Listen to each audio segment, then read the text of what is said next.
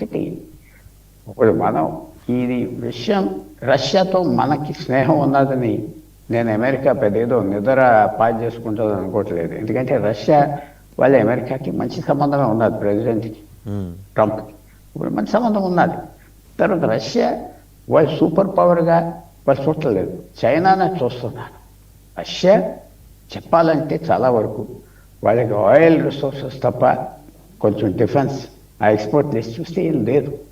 అవి కూడా ఎలా చేస్తున్నారంటే వాళ్ళు కమ్యూనిస్ట్గా ఉన్నప్పుడు విశేషమైన లెబొరేటరీలు, ఆర్ట్లు, సైన్స్ మీద దాని మీద ఇన్వెస్ట్ చేశారు. అమెరికాతో సమానంగా సైన్స్ వెళ్ళారు రష్యా.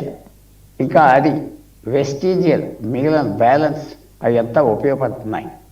రష్యా తగ్గిపోతుందని నిన్న ఎక్కడో అంటే అదేం తగ్గట్లేదు ఇలా అన్నారు, కానీ మెల్లిగా తగ్గిపోతుంది, పవర్ తగ్గిపోతుంది. ఆయిల్ మీద ఆధారపడి ఉన్నది. 1980 నుంచి 90 వరకు ఆఫ్ఘనిస్తాన్లో యుద్ధం చేశాక ఆ యుద్ధం అయిపోగానే ఒక కమ్యూనిస్ట్ గవర్నమెంట్ కూలిపోయింది. ఇప్పుడు ఏమవుతుంది యుక్రెయిన్ యుద్ధం తర్వాత ఏమవుతుంది? పుతిన్ ఎట్టేందర్లు మనిషి కాదు కదా, ఇప్పుడు 26 సంవత్సరాలు పరిపాలిస్తాడు. ఇవన్నీ రష్యాతో స్నేహం మనకు కావాలి.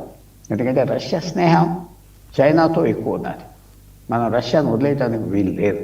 మనకి మంచి మోడరేటింగ్ ఫోర్స్గా రష్యా చేస్తున్నారు. చైనాతో డిస్కస్ చేసి భారతదేశంతో తగువద్దు అని చేయటంలో రష్యా మనకు అవసరం, యునైటెడ్ నేషన్స్లో అవసరం.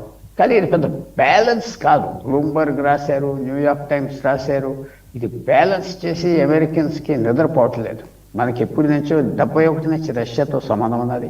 ప్రతి 20 సంవత్సరాలు రెన్యూ చేసుకోవాలి. దాదాపు ప్రతి సంవత్సరం 2 నాయకులు కలవాలి. ఇవన్నీ అందరూ ఒప్పుకుంటున్నారు ప్రపంచవ్యాప్తంగా.